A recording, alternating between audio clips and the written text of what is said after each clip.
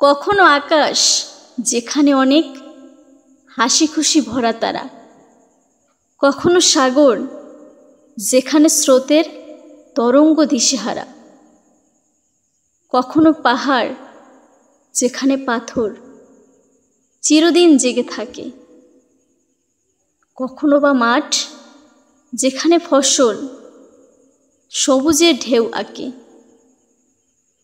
কখনো বা পাখি শব্দ ছড়ায় গাছের পাতায় ডালে, যেসব শব্দ অনেকে শুনেছে কোনো এক দূরকালে। সব কিছু নিয়ে আমাদের দেশ একটি সোনার ছবি, যে দেশের কথা ও কবিতা গান লিখেছে অনেক কবি।